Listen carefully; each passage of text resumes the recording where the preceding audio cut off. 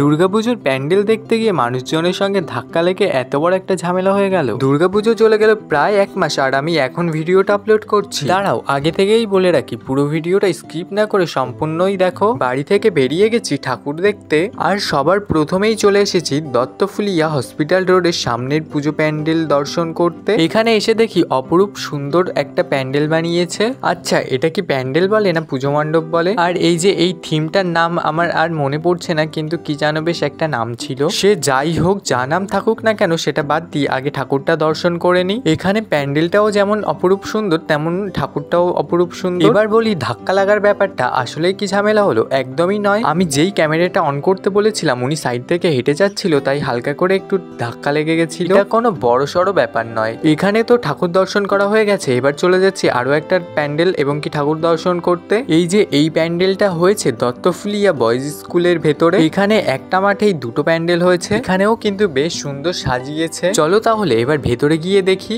এখানের প্যান্ডেলের বাইরেটা যেমন সুন্দর ঠিক তেমনই তার ভেতরের প্রতিমাগুলোও সুন্দর। চলো, ওখান থেকে বেরিয়ে গেছি, তারপরই চলে এসেছি আরো এক জায়গায়। এর পরের জায়গার নামগুলো না হয় ইতিহাসের পাতায় তোলা থাক। এখানে এসেছি আর এসেই দেখি যে লাইন টেনে ঠাকুর দেখতে হবে, আর তোমরা দেখতেই পারছো কত বড় একটা লম্বা লাইন। তো লম্বা একটা লাইন টেনে অবশেষে ভেতরে আসতে পেরেছি, এটাই অনেক। ভেতরেও এসে দেখি প্রচন্ড পরিমাণে ভিড়। এত লোকজনের মাঝে ঠেলাঠেলি করে ঠাকুর দেখে তাড়াতাড়ি বেরোতে পেরেছি, এটাই অনেক। এখানেও কিন্তু বেশ সুন্দর একটা থিম বানিয়েছে, তার ভেতরেও কিন্তু বেশ সুন্দর একটা প্রতিমা এনেছে। ওখান থেকে বেরিয়ে চলে এসেছি আরো একটা প্যান্ডেল দর্শন করতে, এটাও কিন্তু বেশ সুন্দর বানিয়েছে। এই প্যান্ডেলটা পুরোটাই প্রদীপের উপর কাজ করেছে। এখানে কিন্তু প্যান্ডেলটাও যেমন সুন্দর তার প্রতিমাটাও বেশ সুন্দর। ভাগ্যিস আমরা কোনো লাইন টানতে পারিনি, আমরা যেই বাইরে বেরিয়েছি দেখি যে একটা লম্বা লাইন লেগে গেছে। চলো তাহলে আজ এই অবধি।